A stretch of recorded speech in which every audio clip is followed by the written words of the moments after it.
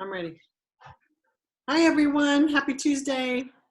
I'm Donna Riccobono, Project Director of Connections Beyond Sight and Sound, which is the Maryland and DC Deafblind Project. We welcome you today to one of our webinar series. We are so honored to have Nancy Steele with us today, talking about making connections with complex learners. This is one of my personally favorite topics. I think that we just need to listen to Nancy's expertise because this is the first step in building that trusted relationship with all of our kiddos. And I think this is a really good topic to listen to and review. So I hope you all enjoy it. And Nancy has been in the field for quite some time, and there's no way to do a synopsis introduction of her. Just know that she's an expert, fabulous human being, and we are just so excited to have her here today, and we hope to have her here again in the future. So if there's any questions for the project, please feel free to put anything in the chat box, including questions for Nancy. That would be great. And if you need anything from us, we are here listening as well. Donna, hold on a second. I don't think we're getting anything on the Spanish line. Okay. I'm not hearing anything. Well, just so you know, the person working, if you don't know us, Jen Willis is working on the Spanish interpretation. She's our Zoom wizard. She's our webinar wizard. And also we have Becky Homer, who's our educational specialist on our team. Dr. Jenny Stepanek is also part of our team. She couldn't be with us today. And Sherry Dowling also is with us today. So the majority of the project is here. So if you all need anything, feel free to just type your questions in the chat box.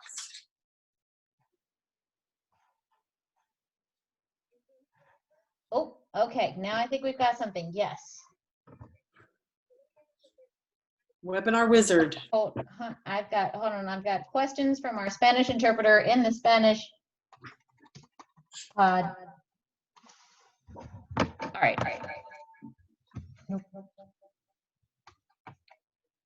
Can't run two computers at the same time. All right, I'm gonna let you guys go ahead, and I will try and answer them via text chat because we can't talk on two channels at the same time. All right, Let's go ahead with it. Nancy Steele, take it away. Okay, I'm ready to get this party started. Welcome, I'm Nancy Steele, like Donna said, and I wanted to give you a little of my own background because I feel like it's important for this topic today. I started off as a teacher in Kentucky. I taught for 17 years in 3 different school systems, 2 mostly. I taught deaf and hard of hearing kids, plus I got into lots of deaf-blind kids along the way in particular, and that's how I got into the deaf-blind world, is through teaching those kids. One in particular, I really worked long and hard. We were in Kentucky back in the dark ages. We're the ones that gave you accessing the general ed curriculum. Our state started that. So I really grew up learning how to, first of all, I was itinerant. So therefore, I would go from classroom to classroom and be 1 minute in a 3-year-old classroom and the next minute up in the high school. So I traveled quite a bit, learned quite a bit about going into schools, going into different classrooms, how to work with different ages and stages. So lots of experience in that way. One of the things that I learned along that way was to focus on the child, because there was always controversy here, there, whatever. It was always really important just to focus on the child, because it really never steers you wrong when all is blowing up around you. I also learned along the way how to ignore the mini dramas, and when I dropped into a classroom, I'd have to leave my baggage at the door and really learned how to focus in on the child. And when I did start engaging with the child, everything else fell away because it's so important to get these kids. And that's what mostly this day is about. And what we're going to talk about today is how to get into that zone and how we become communicators. Because I feel like it starts there. When Donna and I talked about starting this program or doing today, she said, I want you to start from the beginning. And I said, well, really, for me, the beginning begins with us and learning how to be a good communication partner. Most of the kids that I've worked with along the way have limited language, limited communication skills. And I like to go in and just start that, make that spark happen. If I can get a kid engaged and get them curious and really thinking about what they're doing, then it makes my day. It makes my day to have that turn-taking interaction. It really, that's what motivates me to do all that I do. So after 17 years in special ed, I decided it was time for a change. And so I ended up at the National Center on Deafblindness. And there I worked for almost 15 years. And I was charged with working with state-specific technical assistance. And that meant I went into states, and whatever their needs were, then I was there to support them and help them. And it was in a time when we didn't have a whole lot of money, as the projects are flat level funded and have been for many, many years. So our director gave us permission to be able to go in and do a lot of training and stuff. And when I took that job, because I was so fresh from the classroom, because it really meant a lot to me to be able to make that connection from the national level down to what's going to make a difference in kids' lives. That was very, very important to me. So I asked my director at the time, I said, how do you keep that? How do you know that what you're doing on this national level affects kids in a classroom? Because if I can't see that, if I can't make that connection, I can't do that job. And fortunately, or unfortunately, whichever way you want to look at it, she said to me, you know, if you need to do that, if you need to go down and see kids and make sure that it is connecting, then you do that. You carve it out and make your job that way. So, game on. And with that, I got to do a whole lot of things around classrooms. I got to work on a project with classroom observation instrument and helping to polish that up. I got to, after we shifted from working in states, because I had 7 states in the Southeast and Puerto Rico. So I got to go in and play in a lot of those states and do a lot of things in classrooms and such. But then after that, we switched with the way that we were doing the grant, and we started looking at categories. So then I switched over and started working with literacy. And that's always been a love of mine. It's always been a love. Communication and literacy have always been my wheelhouse, where I really enjoy, and that's where you see my passions come out. I also got to work on the AHOA modules. So those 27 modules for interveners, I got to be around all of those teams that helped develop it. I got to field test all of them. So I was the teacher that got to take people through their first drive through AHOA, and then we got to help clean it up too. But in that, we just remarkable people out here working with parents, working with teachers, working with so many people. In the last almost 4 years, I've been an educational consultant, and I've gotten to really go into a lot of states and do stuff around communication, around literacy, and I even got to do a throwback of person-centered planning, which we had done at the National Center a while back. So that was kind of fun to just bring that out and polish it off. I think it's pretty timely that we're talking today because of COVID and because of just what's happening with kids, what's happening with teachers, what's happening with parents. And we're in uncharted territory right now. And with that, I've put a lot of time and energy and interest in really thinking about what that looks like for our kids, because I know it's been crazy. I know as far as parents, you're realizing that you are your children's first teacher, whether you wanted to be or not, whether you ever knew that you were really actually their teacher. That truly is part of the job description when you take on parenting, because you are their first teacher. You are the one that teaches them those basic values, those things that you want them to have. Don't think that you signed up for what we have, but you know what? Hang in there, because I hope we're almost through and we need to get back. And with that, I really want to talk about how we return to life. You know, we really have a lot of kids out there who've lost their way. You know, everybody has lost their way through these last 8 months, and we've all had our routines just busted. Everything that we thought we knew has gone out the window.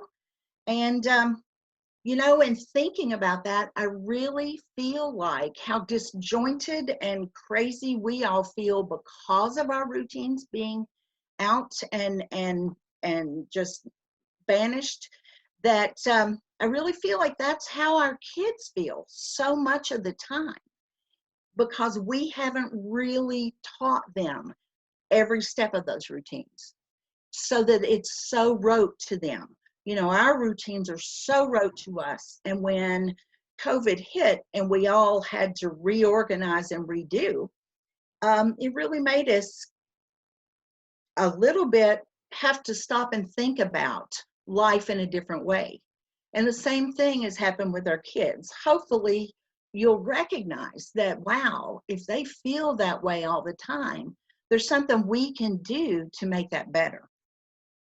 So that's kind of where I'm coming from today, is looking at right now, the here and now, but also down the road, just hopefully just a few more months, and we can go back to our classrooms, go back to the schools, go back and have kids come and not have to worry so much about a virus and all of those things. But in that, we're going to have to rebuild.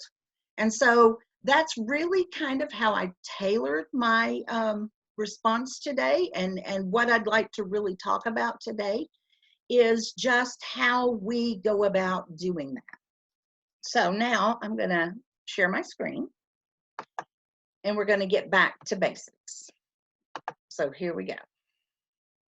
Oh, I'm going to do that. Okay, and I'm also going to, there it is.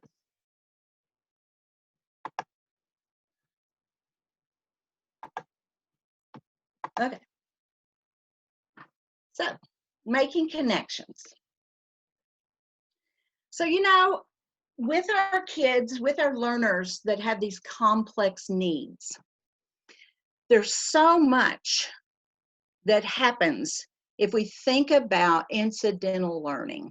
There's so much that we need to think about that sets the tone for the rest of this conversation. And when we're thinking about typical learners, because we always have to go back there in order to go to where our learners are. If we have to, that's our North Star. We think about it, how typically developing kids, and then we're looking at our kids and how we're going to bridge that gap, how we're going to make that difference. So we have to think about those typical learners. And typical learning, most of everything that we ever learned, we learned incidentally. That means nobody sat down and taught us this. What we did, is we watched others. I am the fourth out of 5 kids. So I learned pretty early on what not to do because my older siblings weren't doing it.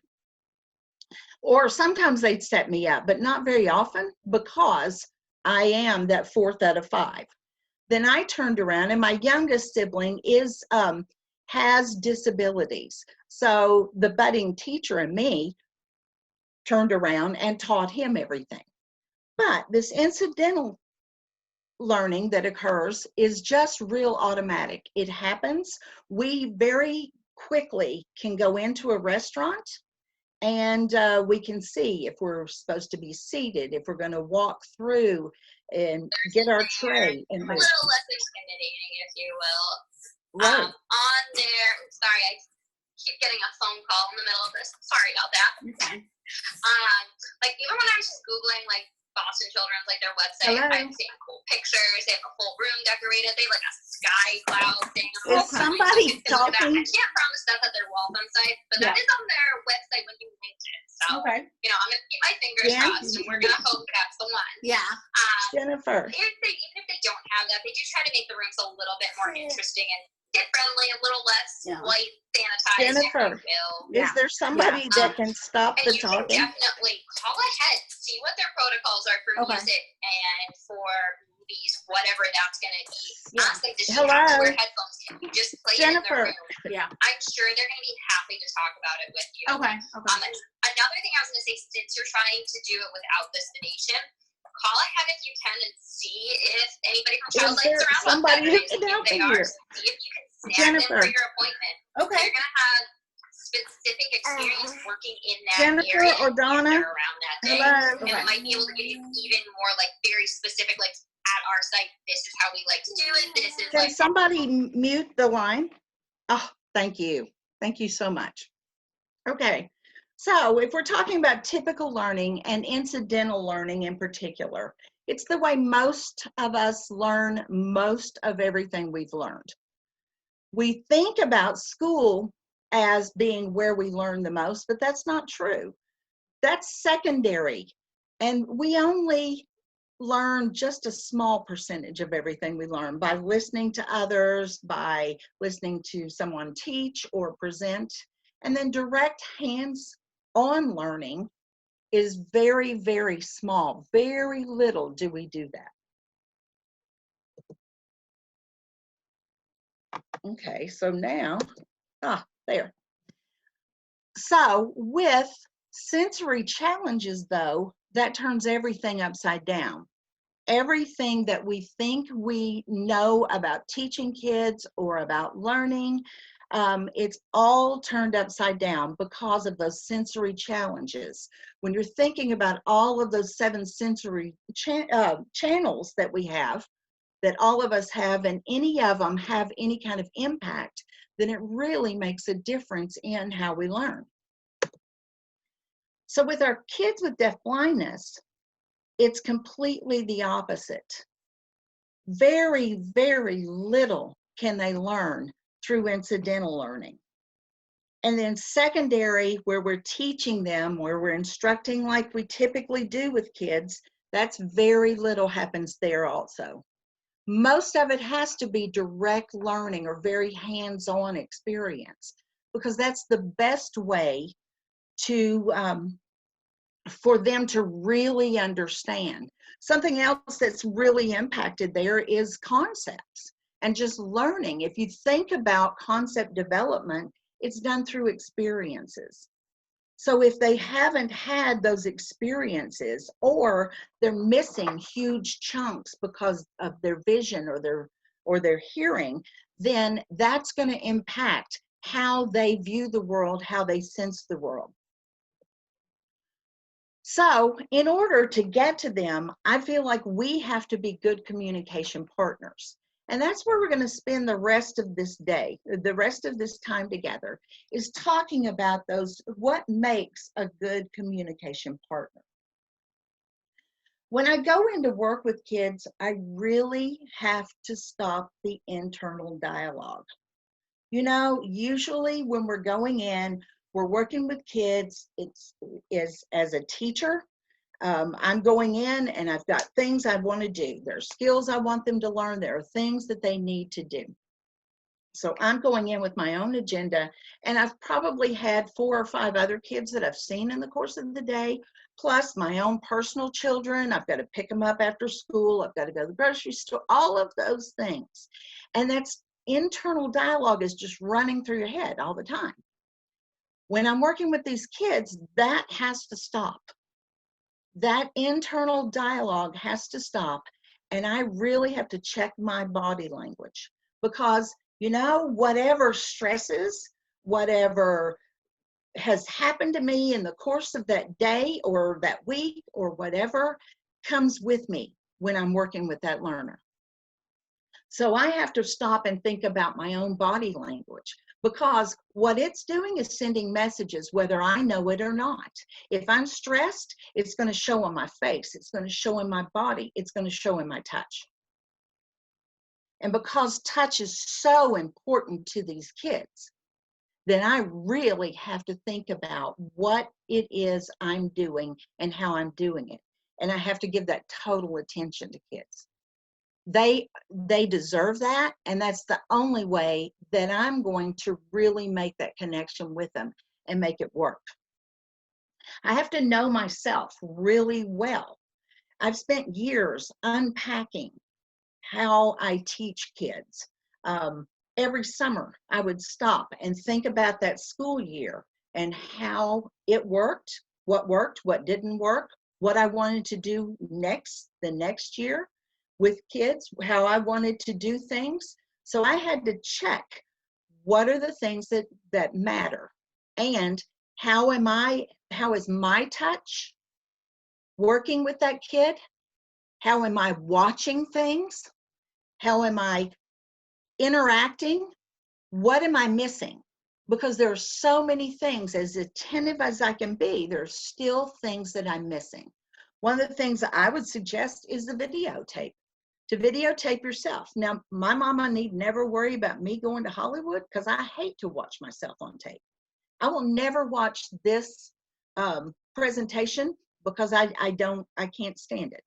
But to watch kids and to see the interactions that they are doing, and the things that when I'm reaching over to get something to work with them, I'm missing something. And just when I think I've waited long enough and they haven't done it, and I turn my head, that's when they do it. But see, I don't know that unless I watch myself and I watch their interactions. So it's really important that you look at what's going on. Look at the environment. What's happening in the environment? Is there stuff that's going on that's distracting you or distracting that student? Because if that's happening, then you need to find another place, another way, because they need that time, that energy. They need all of you, not just half of you who's going through it rotely. One of the things that I've learned along the way is that sometimes we just need to gain the learner's attention. We are so ingrained in our own brains and so embedded in what's in it for me, what do I need to do, what do I want to get accomplished, all this other stuff, that we go in and we just start. We start acting on kids. We just move into it. Let's go. And we forget they've been involved in 50 other mini dramas during the course of the day. And they haven't necessarily been on the same train I've been riding on. So I need to stop and take the time to make sure I have their full attention. How I do that is I go in and I always make sure that I greet that learner. Now, if it's a new learner, then what I'm going to do is I'm going to kind of get into their zone, but not necessarily right on top of them. Along the way, I've been asked to go into lots and lots of classrooms, and they think I have that magic wand. Hey, what are we supposed to do? Well, I don't necessarily know that until I engage with the learner a little bit. So I get over there in their space and I make sure that they know I'm there. And for me, I start out with whatever they're doing. So if they're body rocking, I'm going to body rock. I'm going to let them know I'm there, and I'm going to kind of introduce myself. I'm going to let them know who I am, and I'm going to be open to their learning, all about me. And I'm also going to be very interested in what they're doing. Because really, aren't all of us that way? It is all about us. And if you want somebody to talk to you, you really want, I mean, if you want to learn anything about someone, then you need to get on the topics that they're interested in. A lot of my learners that I've been with are interested in self-stimming, or maybe flipping things, or maybe doing this. Whatever they're doing, that's what I'm going to do, because then I'm speaking their language. I'm letting them know. I want to know what you're talking about. I want to know what you're thinking. I just really look at it like being a detective. I really enjoy just seeing what makes them think, what makes them do. A lot of times I'll do that, and the first thing they do is kind of stop and like, wait a minute, nobody else does this. What are you doing? Why are you doing this? That gets their attention, right? Then from there, I'll start this back and forth, turn taking.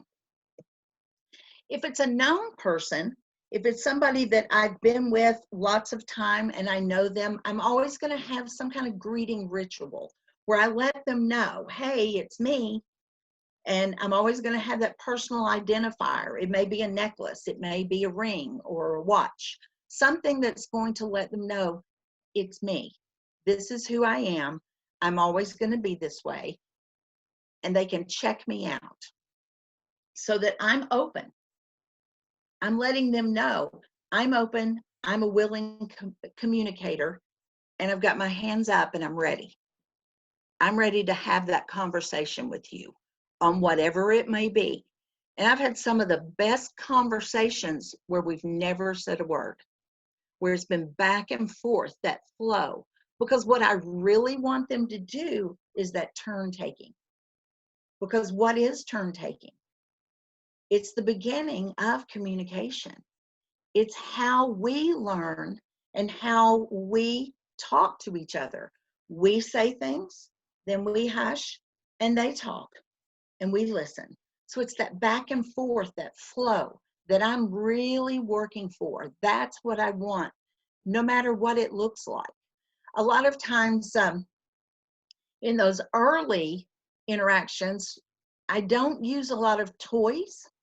I don't use a lot of props or whatever. Sometimes I do. It just depends on the kid. But I don't do that because it needs to be really personal. I think that a lot of kids don't really understand or know what to do with the toy. So what they'll do is take it, and we learned how to play with those toys because we watched others on how they played. So our kids don't necessarily know how to work with these toys or play with them or what they do or why we would use them. That's that concept development stuff. They haven't figured it out, so it's out of sight, out of mind a lot of times. So we have to really take them and teach them how. But I don't start usually with toys. If I can, once again, it depends on the learner. I don't start with it because they need to know it's between us. It's between the two of us. And we may do some kind of tapping games. We may do clapping games. We may do body rocking. There's no telling what we'll do, just to have that conversation. I want to keep them engaged as long as I can. And then I'm also going to look for those trace memories of things that they may have done earlier. A lot of these learners, if we think about it, a lot of these kids, it depends on where they've come from. Their prior experiences have a lot to do with how they're going to engage with things. And if you think about it, if you have limited vision and hearing, this is a safe place. This is very safe. And I don't necessarily want to get out of that bubble. So I have to go in, and it's my job to try to get them to to to have curiosity, to really think about that curiosity. I'm fostering it, because kids with deaf blindness, they don't come with curiosity a lot. It is safer to be in my little bubble. It's hard to reach out because I don't know what's out there. And I've gotten hurt before even. And so it's easier to stay there. One of the other things I'm going to do is I'm going to have high expectations. I'm going to expect that kid to communicate with me. If I have that expectation, I'm going to let them know that. How I let them know is I'm going to use my hands. I'm going to tap. I'm going to let them know that, hey, I'm expecting something from you too. Or I may tap from above. I may tap their fingers. I may tap here. It depends on what we're doing and how we're doing it. But they know that I'm not really going to go away until we have this conversation.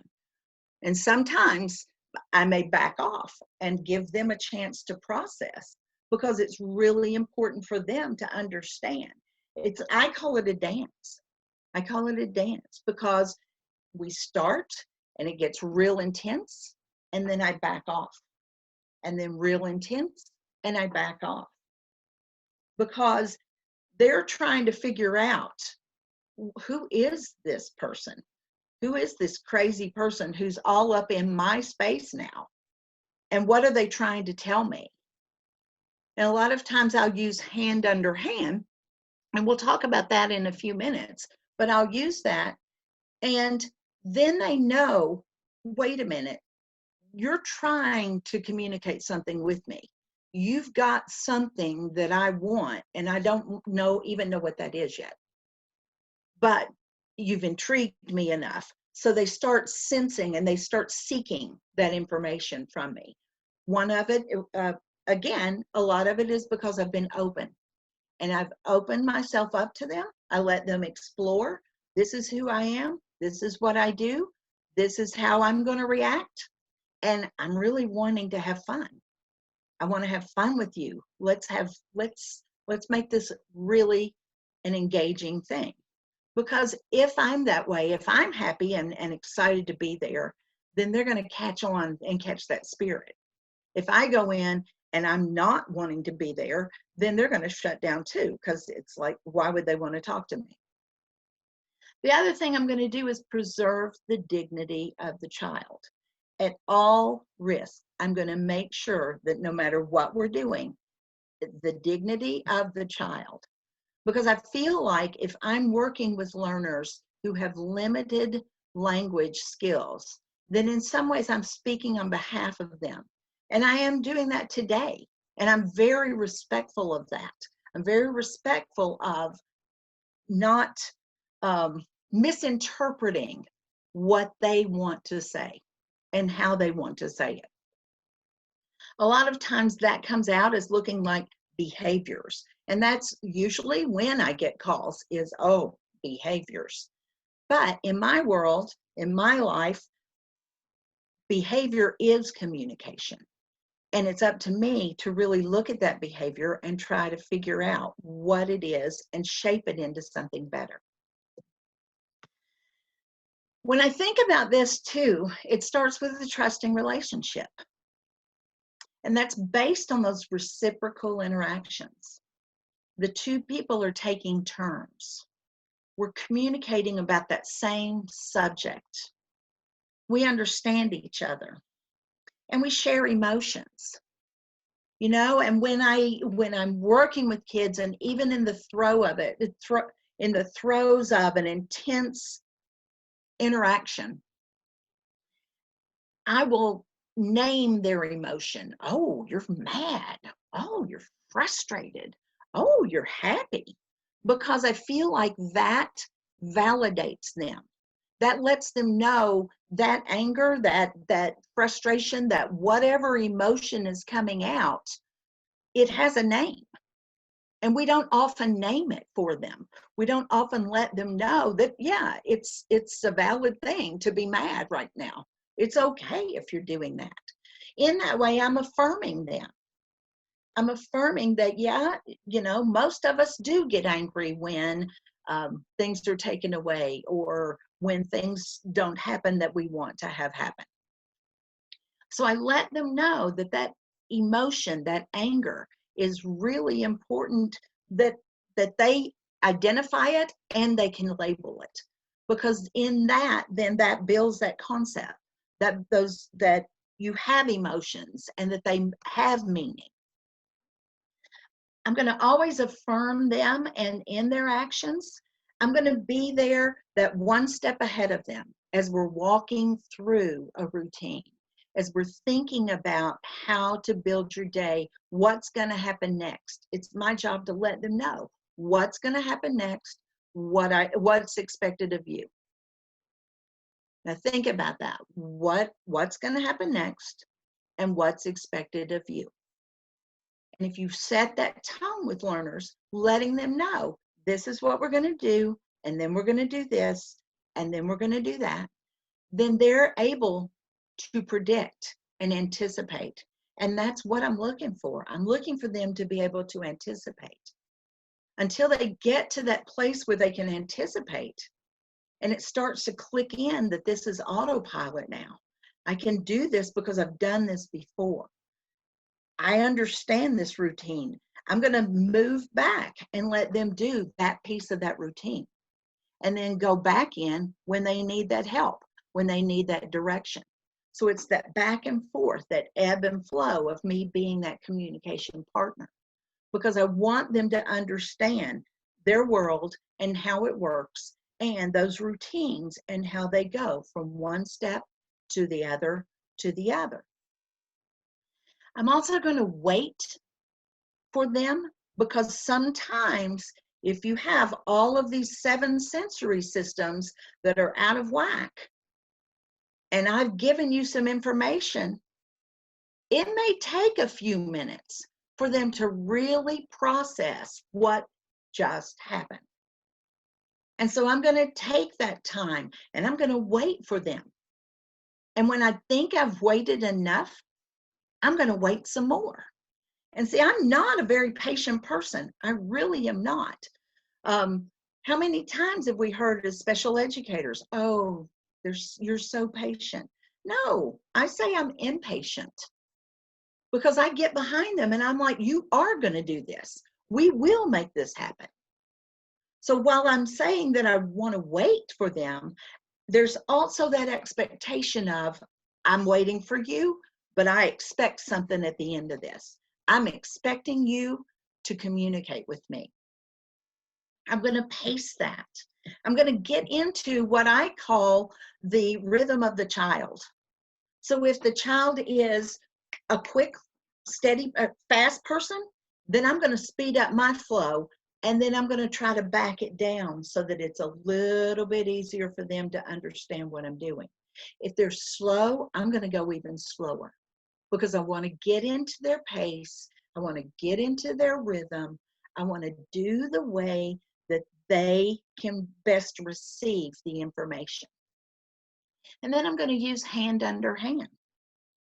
And when I use hand under hand, I'm going to put my hand under and have their hand over. At first, I might take their thumb and latch it in with mine to let them know. So as their hand is there, and this is, let's say, their thumb, I'm going to do it there, and I'm going to hold it there. And if you were to try to release from there, you couldn't do it, because I've got you kind of grasped there. And when I do that, then I'm going to take them and I'm going to show them that action. I'm going to show them how we're going to do these things. I'm going to show them how we're going to stir that pancake batter or whatever it is. And whatever we're doing, I'm the one that's in the lead, and they can ease in there and feel that. And then when I feel them wanting to take the lead, I'm going to have my hand over theirs, just enough to let them know I'm listening. Because sometimes kids just naturally, they want to feel that texture. They want to feel you touching them. They want to know you're in the room and you're engaged with them and what they're doing, especially if their vision is not there. So they really want to know you're there and what you're doing and how you're doing that. When I think about trusting relationships, too, I want to think about where kids have come from and what their prior experiences have been. So their prior experiences may be that they spent the first several months in the NICU.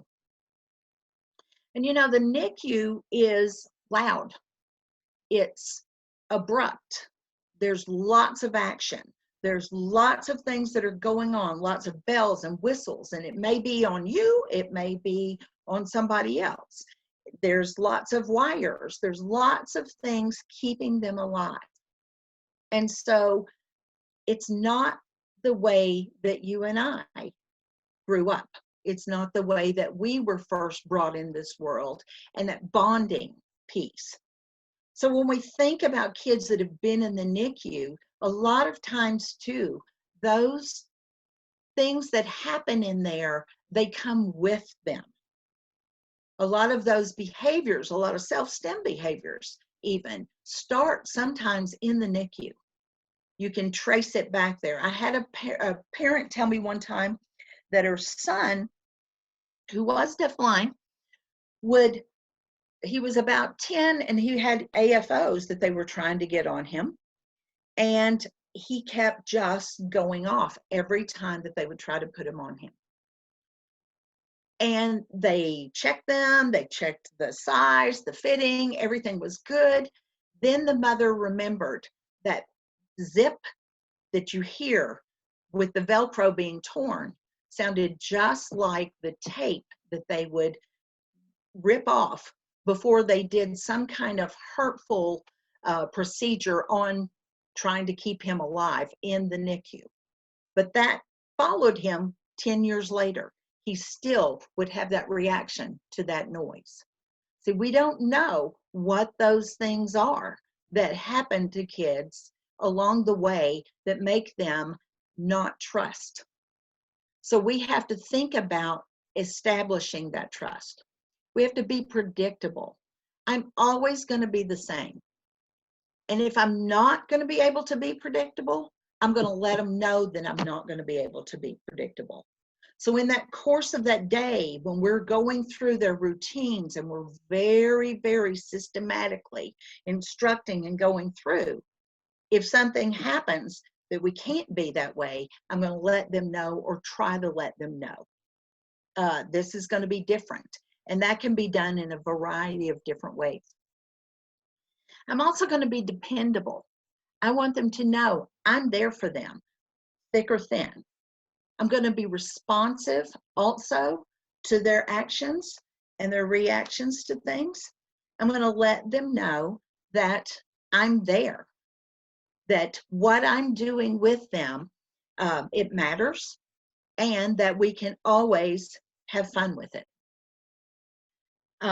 If I'm not having fun, if that energy isn't there, then I'm not going to give my best to them, and they're not going to receive what needs to happen. And I know that's hard to do in day to day, but it can be done.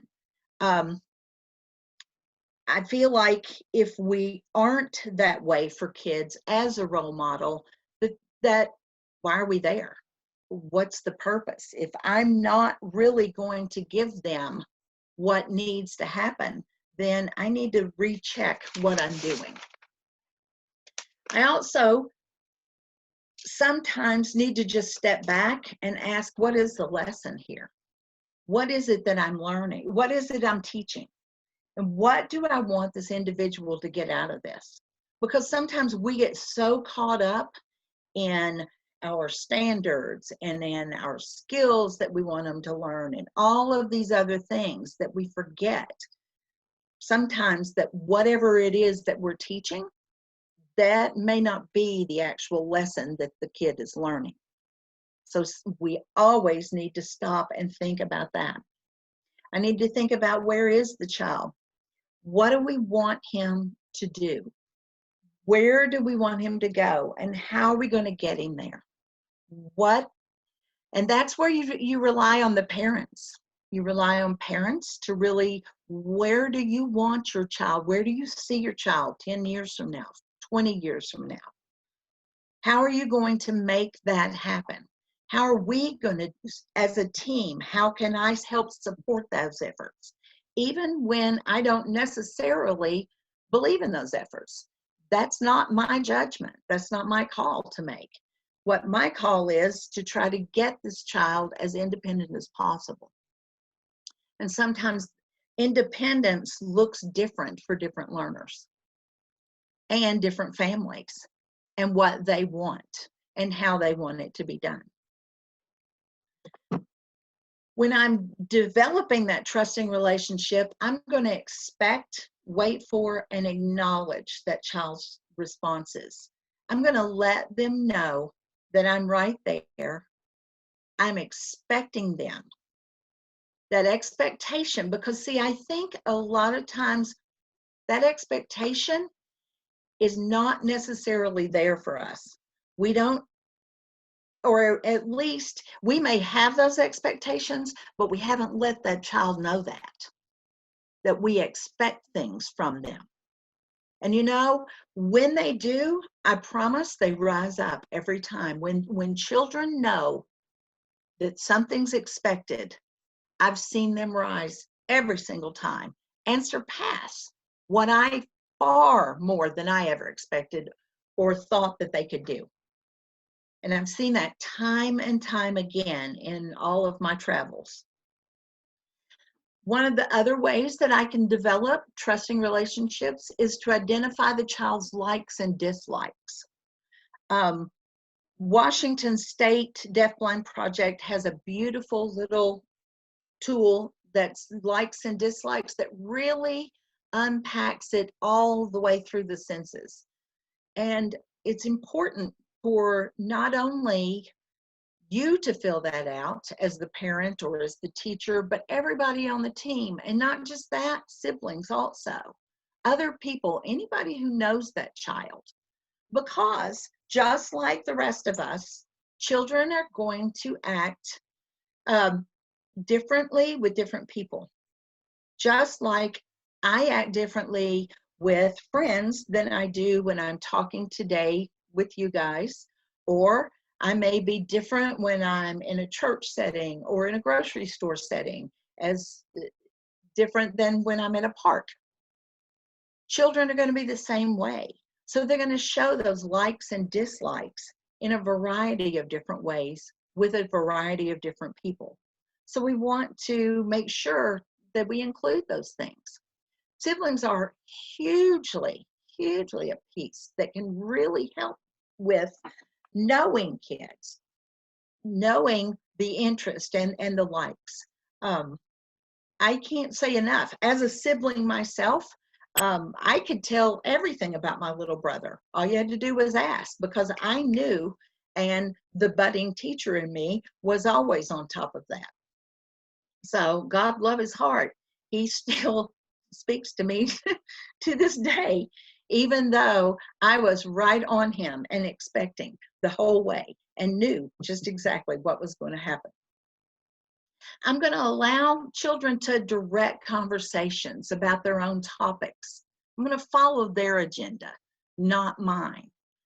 And especially with COVID and kids being out of school and all routines being busted as we're coming back in, that's going to be so important. We really are going to have to work on developing that trust again. You know, I mentioned the AHOA modules, and in module 2, it's about the sensory systems.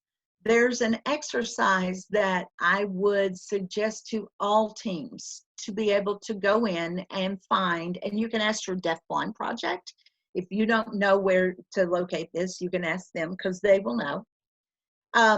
The box of deaf blindness. And the box of deaf blindness was created by a parent who looked at their child as if they were in a box and it was locked, and that child held that key. And so many of our children are in that box now, and they've locked themselves up, and they put that key way away. And we're going to have to spend a lot of extra time, I feel like, over the next few years, developing these trusting relationships and really getting back to these basics and getting to know the kids, having them know you, having them to know how open and receptive you are. And we're going to have to follow their agenda for a while and then lead them over to ours. We're almost like a ship. We're going to be that rudder where we're going to let them take that lead, but we're guiding them. We're directing them in that flow, because that's how we're going to get back to them. That's how we're going to get them to unlock that box. As a team, I would suggest that you do that exercise. It doesn't take long, but it talks about all the 7 sensory systems and how it affects your learner. And that's where each one of your team members getting together and talking about, how does he use his hearing? How does he use the vision that he has left? How does he use his proprioceptive system or his vestibular system? Does he use smell? Does he use taste? What is he using? How is he doing with touch? How does he feel things? Does he like things that are soft? Does he like things that are hard? We're going to have to let them guide that and show us those things so that we can get them to open up again. Because I feel like so many kids, and not just kids with special needs, I think a lot of kids moving back away after COVID, we're going to have to get there and rethink. That's why I say we're in uncharted territory. But I feel like if we go back to these basics, that's going to be our roadmap into how we get back on track. And, you know, I'm hopeful with change, and there is a lot of change that's going on, so much change. But with change comes opportunity. And I think that if we look at these as an opportunity to start over, to reset, to reboot, and try with these kids again and help them, because I really feel like kids don't have time for us to waste. Their time has been wasted enough. So now it's time for us to help them to get back in. And sometimes it's help them to get there in the first place, places they've never been before. We're going to have those frequent conversations with kids. They may or may not have spoken language at first, and that's okay. We're going to incorporate rhythm and music and finger plays and mind games and just into those routines, those daily routines and activities.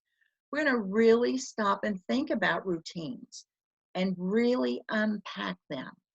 Start with routines having a beginning, and then they have a place. And this is where I think that most of us mess up with routines, is not allowing that child to be a part of that routine where you gather the materials that you're going to use in order to do that routine. We so often go in as the good fairy and we bring things into them and we hand it to them, and they don't know where it came from. They may not even know the name of it. They don't know what to do with it. And yet here we are, we're moving right along. Knowing where things come from is a very important part of concept development. And I know that that's a hard part, because that means that we have to get up and we have to move and we have to have them move. And that's hard. That's a lot of work. But doing that on the upfront and really taking the time to unpack that and do it in a real systematic way so that they can understand what's going to happen next and what pieces of the routine they're doing and how they're supposed to do that is going to make the difference in them understanding. The more that they practice that, Then the more I can start hands off and letting them do those pieces of that routine, do those independently so that it does become rote to them, so that they can multitask like we can. You know, we think about when I think about routines, they're so ingrained and embedded with us. We do them without thinking. We're able to multitask. Think about your own self in driving a car. Think about when you started driving that car and just how you had both hands on the wheel and you were so afraid of even putting it into gear, let alone if you had to do the stick shift and the clutch work, which is how my parents made us learn. We had to learn a standard before we ever got to do an automatic. And that way then when we did do an automatic, it came so much easier. But now think about after that lesson that you learning how to drive and how scary it was, and now think about how you drive today and how you never even think about. In fact, you're multitasking. You're on the radio, you're swatting at kids, you're some of us are putting makeup on, some of us unfortunately are talking on the phone or texting or whatever. But we're multitasking because we know it so well. When do we stop that routine? When do we stop thinking about it?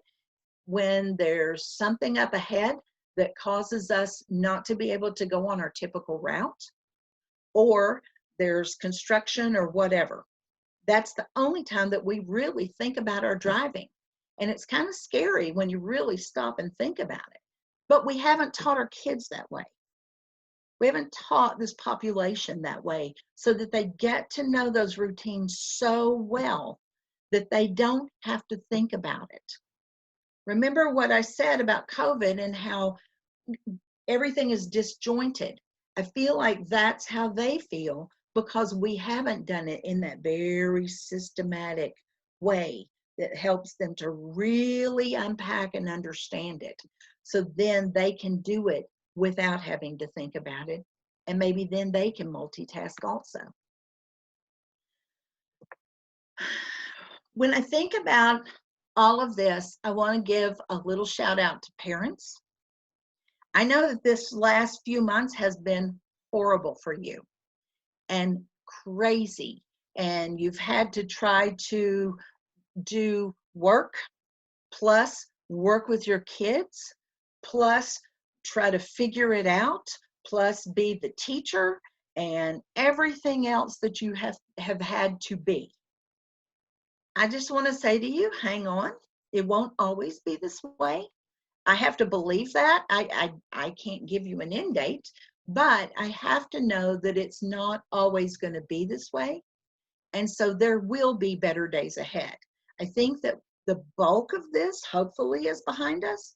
Hopefully in the next few months, we'll get that vaccine and we'll start getting back to order. What I need you to do right now is to establish those routines and teach those steps. And I know that's when those routines like bathing and feeding and dressing and all those things are when your mind is elsewhere. I need you to zone back in for these. Your child needs you to do that. You need to lean into that routine. That's when you're going to make that connection. That's when they're going to really be engaged with you if you take that time to really stop and hone in on that time, because it's precious time that can help them to understand what's expected, each step of it, and to be able to do it more rotely. You also want to think about, what is this going to look like 10 years from now? What do I want my child to be doing 5 years, 10 years? And you want to shoot for that North Star. And you want to get really anchored into that and know that it makes a difference. Every single day makes a difference. I'm going to take each day. I'd love for you to take each day to play and relax with each other when you get a chance, to just celebrate those times. And remember that you're making those memories. and looking back, thinking about how you're going to just have fun. That's when we learn the most, is when we are relaxed. We don't ever let our kids really get to that relaxed piece. So therefore, let's stop and have fun with them. Make it, celebrate, but then find at least one thing a day to work on.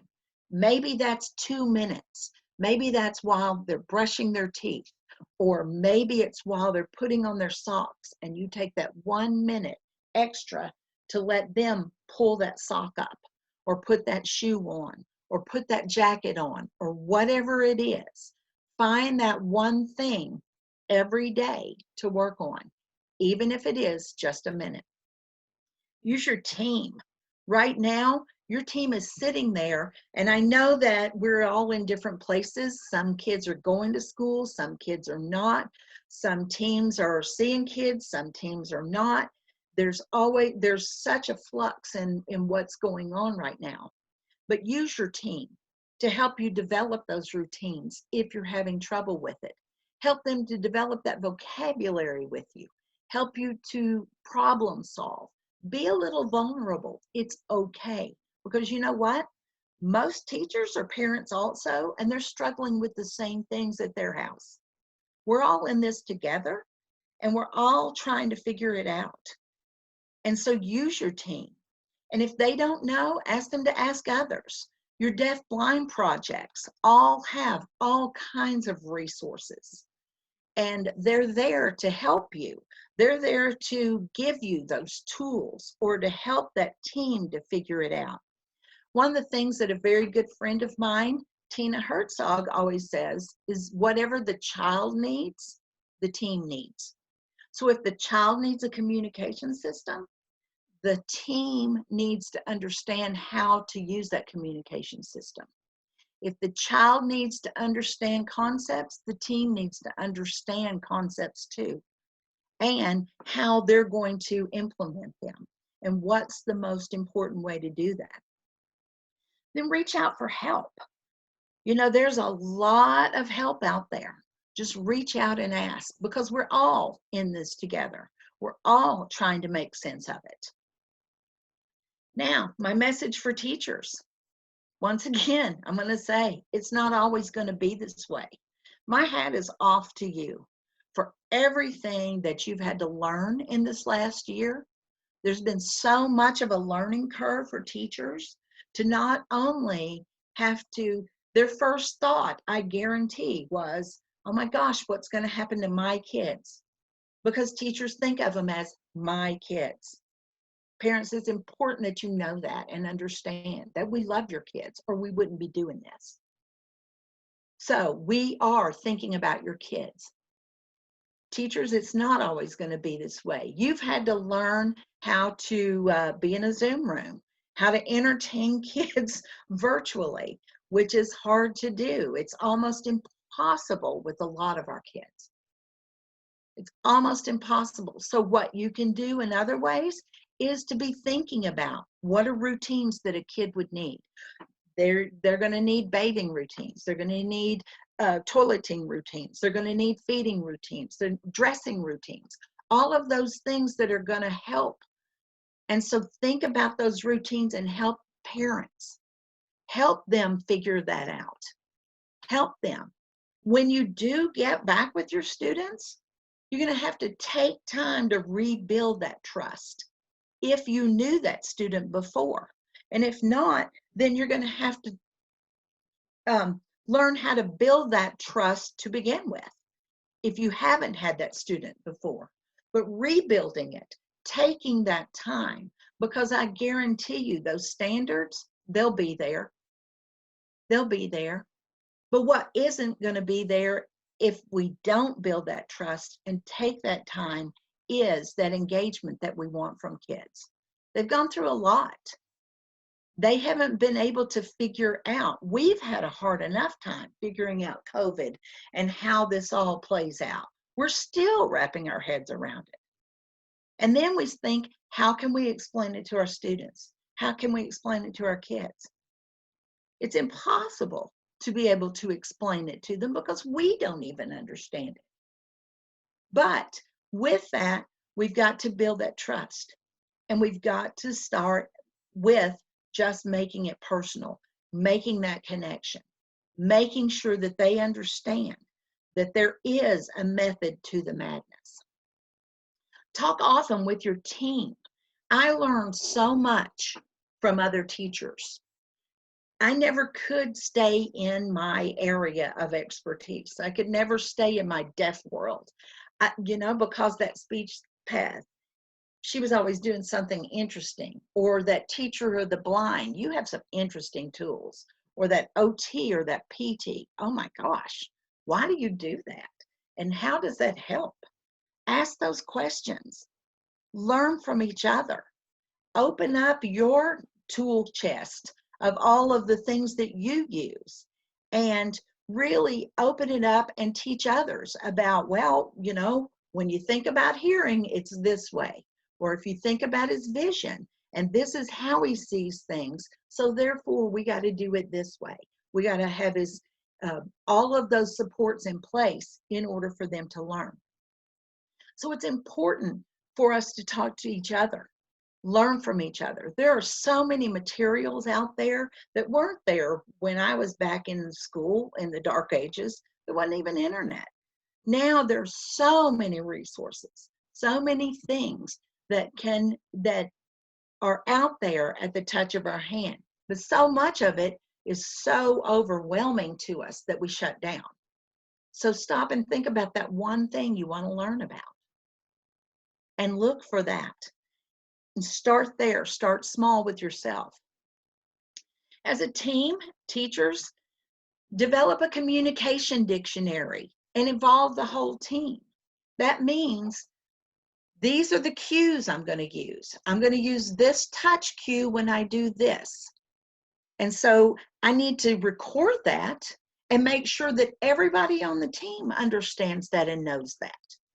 Everybody on the team knows this is the way he signs whatever it is, he does it this way instead of the traditional sign. So that means this. So you're giving not only how he expresses things, but how he receives things. We need both of those, both the receptive and expressive communication dictionary, so that everybody on the team knows. If you don't know sign and we're teaching them sign, then the teacher of the deaf, get on and videotape yourself with the signs that are used, so that everybody on the team knows how to use it, how to use the signs, where they're placed, and which way we do that. Because otherwise, we all come in and we all have different ways of doing things, and we're basically asking that child to learn 5 different languages or 10, depending on who all's talking to them. During this time, we want to check with the parents often. We want to give them their support. They're struggling out there. And as parents ourselves, we know what that struggle is. Right now, I'm a grandparent, so I'm not even on that front line, but I'm looking at it from a grandparent's point of view. I'm looking at it as my kids struggle with it, as my grandkids struggle with it, as my teacher friends struggle, and as parents that I know struggle. That struggle is real. That struggle is real. So we need to check in with each other often. We need to cut each other a little slack too, because sometimes we just, as my daughter says, we're going to put it on the list. Sometimes it's just to that basics, and that's where we're going to start. But I think if we check in with each other often and we start looking at this roadmap and how we're going to rebuild that trust with kids, then I think that we have nothing but the best that will go forward. And remember, in times of controversy, and there are going to be lots of times of controversy as we try to get back on track with this, we need to focus on that child. It never steers you wrong. When you focus on that child and you think about what's best for that child, not what's best for me. not what's best for the parent, not what's best for another teacher or whomever, but what's best for that child. That's what's going to be your North Star. That's going to be how you get there. I would also suggest that maybe you do something like a person-centered plan where everybody on the team gets together. Your state deafblind projects will know how to do that. That's just going to be coordinated efforts to focus on what are we going to do and how are we going to do this. We're going to have to trust each other and build that trusting relationship. Remember, what that student needs with that trust, the team needs as well. We need to trust each other. And that's hard to do. That's hard to put it out there as a teacher for me to say, I don't really know how to work with a kid like yours. I've never done it before. I'm willing to learn. I want to learn, but I haven't ever had that experience. That's pretty hard for a teacher to be able to say to a parent. But it's important for us to be able to say that. Now, that's no excuse. There's absolutely no excuse. If you don't know how to do it, then there are so many resources out there. You should be able to, without a question, ask. There's no reason why we shouldn't. Then teams, once again, learn from each other. We have to learn how to work with these kids together. Again, we're going to be doing this we're in uncharted territory. So we have to rely on each other and have to learn from each other, have to reach out for others. There are lots and lots of people out there with lots of expertise. You just have to know how to find them. And your deaf-blind project is that roadmap for a lot of people to really understand what's out there and what's available. Because a lot of times we don't know what we don't know. And then find that humor. Oh my gosh, I can't even tell you how many times that I have been stuck in the middle of doing something and I get tickled because I think, with a kid, and I get tickled because I think, oh my gosh, if somebody walked into this room right now, they would commit me. They would take me and lock me up somewhere. Because here I am in this position with this kid and we're trying to do all of these things.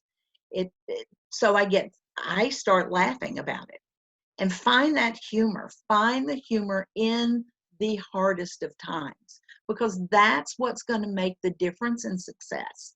If you can laugh at yourself and laugh at the situation and let it roll off of you and go, you know what?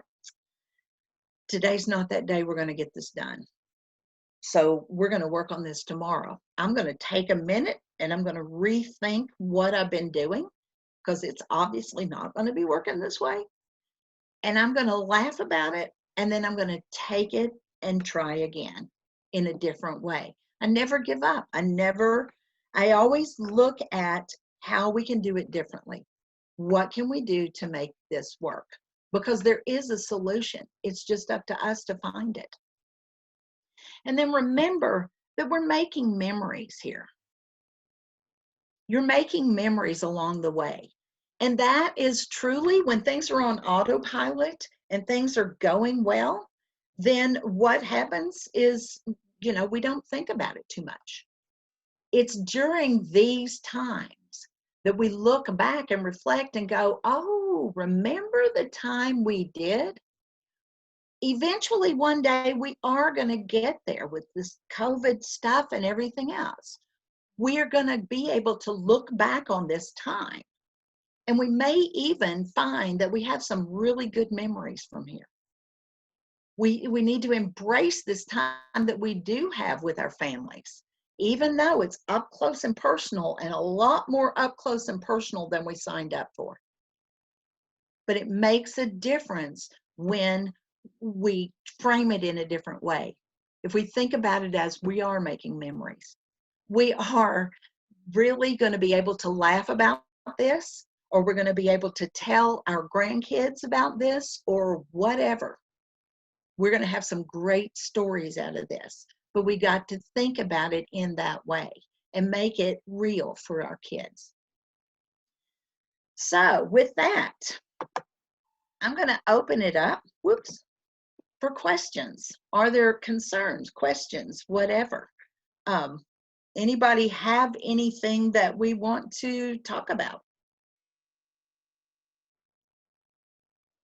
And I can't see if there's anything. So I'm going to stop sharing that.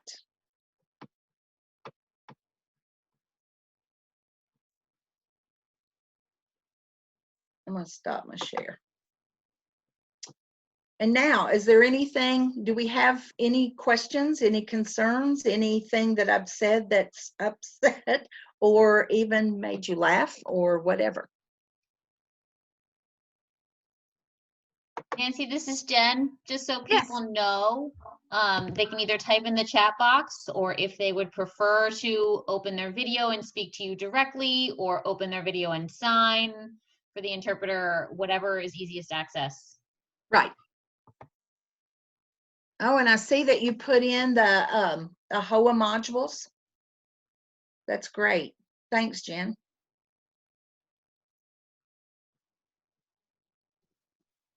Hi, this is Kim Calhoun. Hello, Kim Calhoun. I really like that you talked about that we're making memories, Mhm. and that even makes me feel like during times of frustration for myself and for my student as well, that if I think about that, it helps me to be able to take a breath, that Right. we are making memories.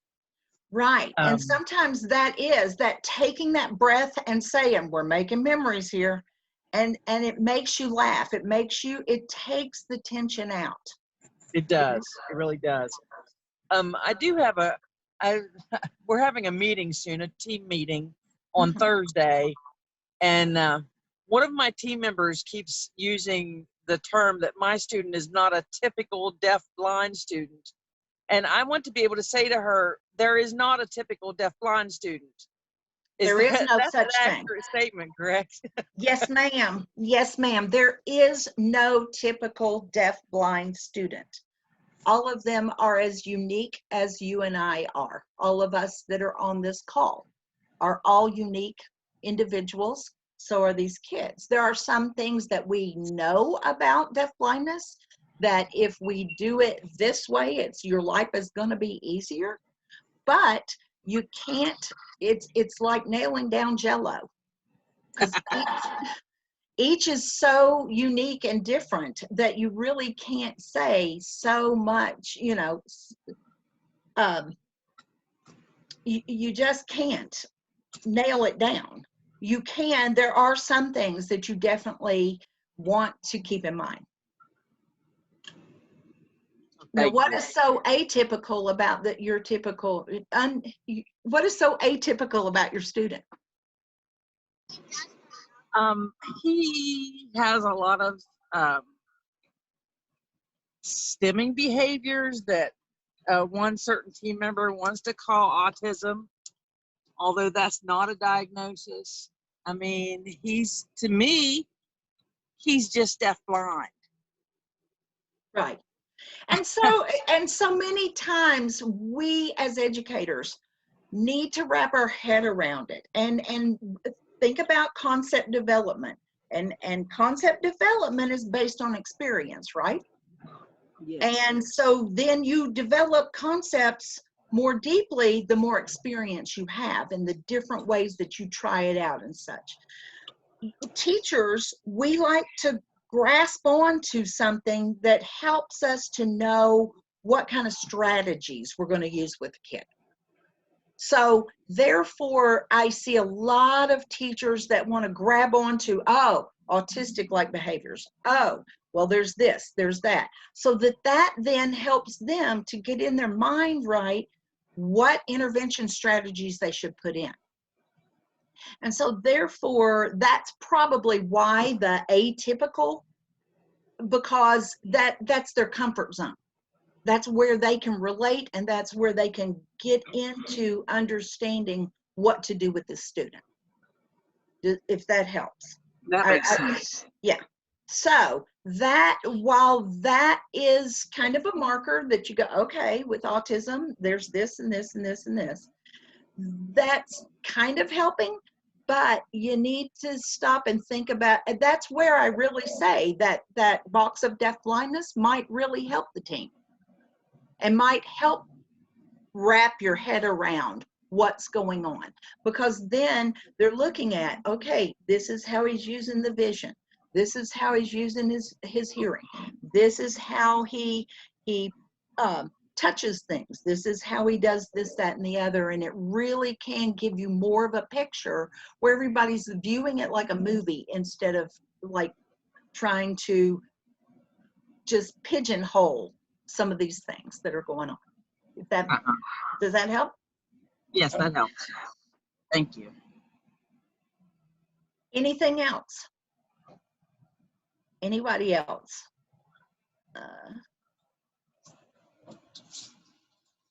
Nancy, can you see things in the chat box, or should I we read them can. for I'm you? looking at them right now. I love that y'all like making memories, because that's, yeah, I frame a lot of things that way. And usually there are things that are not that fun. Oh, well, we're making memories. Because that really does help. Yeah, and also for saying impatient, because we aren't patient people, tend to sit back and wait for things to happen in their time. Oh, well, we have to be patient. We have to wait. And kids can't wait. Kids have waited long enough, folks. We have to get behind them and support them and kind of shove them a little bit and try to, you know, really challenge them, because they will rise to those. And you're right, good or bad, it's still a memory. And you know, that's the way it is. Anything else? Did anybody else have a question, a concern, ain't it awful, whatever? Hi, this is Thurza Lovejoy. I Yes. just have a concern in that my student, I am told not to let her express affection with me by hugging me. And she's a very immature 13, almost 14-year-old, but she has been coddled all her life, and this is what she knows. Right. So I'm Okay. not comfortable with pushing her away. What are your thoughts? Well, here's one of my thoughts is deafblindness. We as teachers are taught, don't touch, don't touch, don't touch. Oh my gosh, inappropriate touch, blah, blah, blah, touch, touch, touch, don't, stay away, keep that bubble, right? With our learners with deafblindness, it's the opposite. We've got to be hands-on. We've got to be all up in their business. We've got to be close and intimate, and that's scary for a lot of folks. So therefore they're going to say, and truly when they get to be 13, 14, and you stop and think about, well, I'm that teacher and she knows me and she knows we're safe and all this, but you have to start thinking about the outside world. And at 13, it's just that close until she's out of school and an adult. And it truly happens that quickly. So at 13 or 14, instead of just, no, you can't touch me, no, you can't be around me, what's better, I think, is that you start teaching her another way to show that affection. Now that might be you do a high five, or we fist bump, or we do some other like little greeting ritual. Because then that's going to still give her that support, that comfort, that coddling. And I'm going to move it into something that's more appropriate for, because not everybody's going to understand her like you do from here into the future. Not everybody's going to do that. So it's your You have to be careful about what you're teaching. And in that loving and that support, that feels good and that's wonderful, but she can't do that with just everybody. And so it's a common thing that happens with kids when they start getting up into middle school and high school, that we have to teach them another way to show that affection. And that's what I would do, is start thinking about how are some other ways that she's still getting that sensory input from you. She's still getting the things that she's wanting, because she may need that sensory. She may need that I'd talk to the OT. I'd talk to the parent. I'd really sit down and think about, how can we all have this kind of greeting with her, this kind of affection with her? Does that help? It does. Thank you. I mean, I wish we could just hug them and squeeze them all the time, but I have to stop and think about what looks good now. At 30, it's not going to be pretty when she's out in the community and wants to go and hug everybody, you know? That could send really bad messages. So we have to think about that. Okay. All right. Thank you. Okay. Anybody else?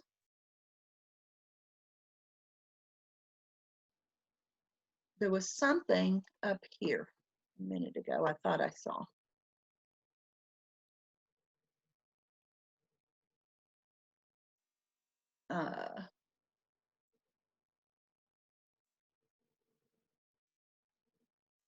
Anybody else have any questions, any concerns?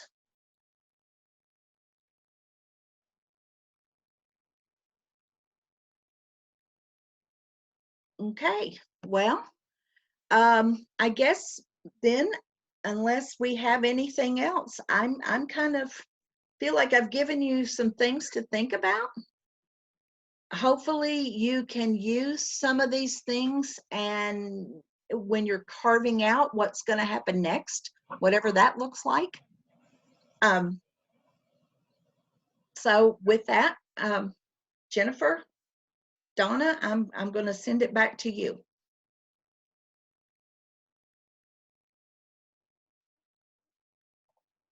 Okay. Yeah, if there's no further questions. I think there was one regarding any advice on how to talk to a child who cries when frustrated during learning. That's the one. That's the one I was looking for. I would, first of all, it has to do, I think, with setting that tone, setting that you're gonna, I don't like to scrub potties either, but sometimes you have to do things that you don't want to do. And so you have to stop and think about, what is that child doing? When is that crying? Is it to avoid getting out of things? Because if I can get out of scrubbing the potties, I'm going to cry, I'm going to scream, I'm going to hit, I'm going to do whatever I can.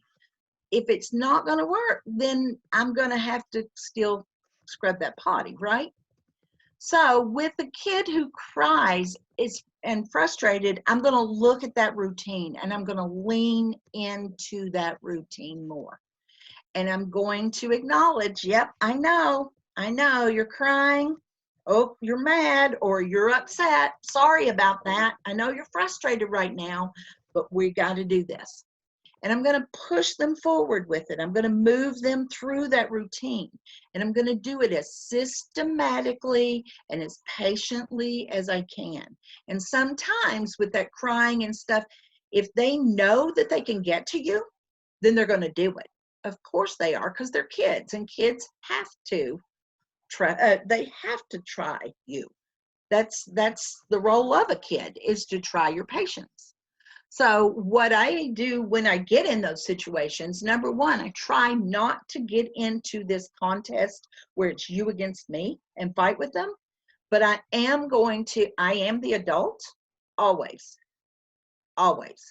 And sometimes during these times that they're crying and it's frustrating and all that, then in my mind, on the outside, I'm cool and calm. Remember how I said about check that body language? I'm going to check my body language. And I'm going to really let them know, no matter what you do, no matter how much you cry, I see it. I'm sorry that you're crying. I'm sorry this upsets you, but we got to move forward through this. And in my mind, I'm going, I am the adult. I am the adult. I am the adult. I am going to win. I am going to win. I am the adult. I am the adult. That's going to keep me on track. That's my internal dialogue that's going to let me know I've got to have this. I've got to win this battle. I've got to win this battle because I'm going to lose this kid if I don't. And so therefore, I'm going to go through it. I'm going to make sure that they know, yep, we're going to do this routine, and yep, we're going to do it my way because I am the teacher. I am the one that's in control here.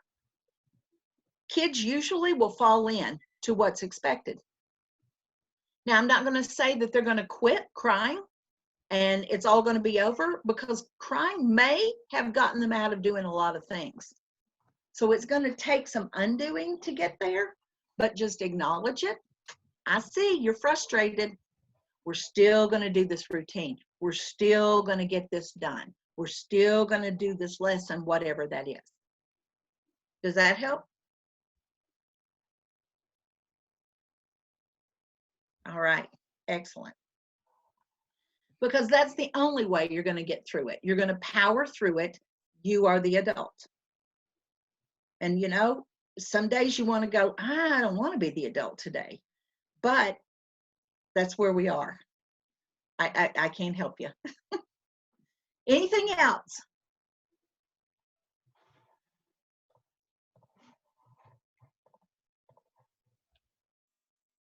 Okay.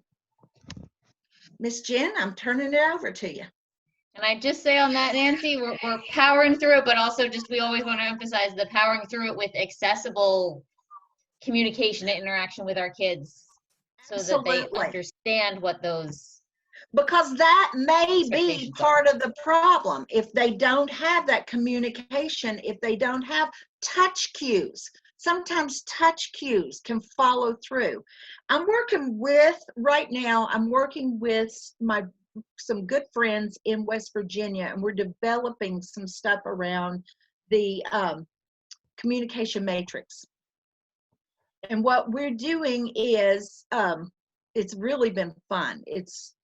3 of us are teachers and 2 are speech paths. And we've had these wonderful conversations and wonderful things. What we've done is taken each one of those 7 levels of the communication matrix, and we've broken it down into what are the receptive pieces that need to be in place in order to move a kid further, and what are those strategies, those instructional strategies that will go in. And that's coming. That we're still working on it. We don't, you know, if you build it, they will come. We haven't gotten it all finished yet. We don't have a lot of those, but I'll let Donna know and Jim know, and they can get the word out to everybody when it is available. But those touch cues, those communication object cues, different things that are going to help that child to have any idea of what's happening next, what's going to happen, and giving that very systematically and having them understand all of that routine and the language that goes with it is what really makes the difference. So. And before everybody leaves, I'm going to launch the poll now, please, for us. If everybody could please complete our poll. Because those polls are what helps to have these webinars.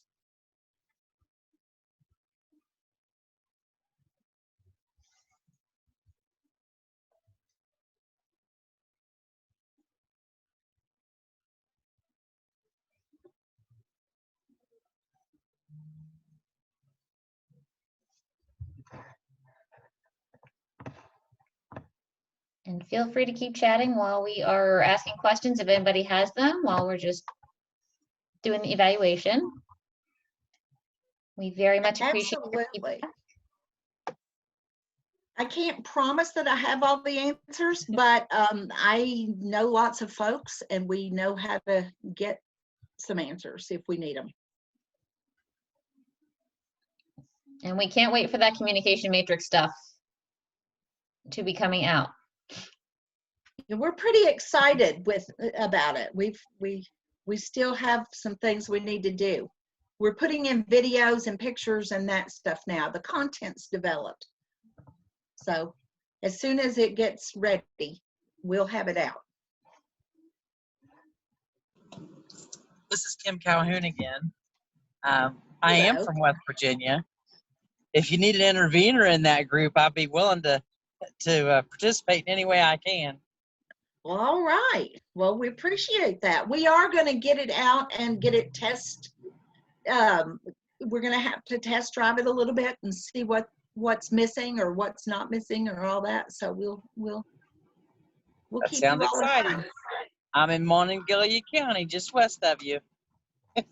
Well, now I'm in Tennessee, so I think Oh, well, then I'm north of you. Yeah, you're north of me.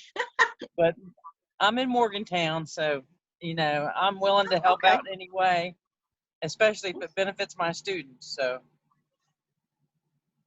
anything I Good can enough. do. That's awesome. Appreciate you.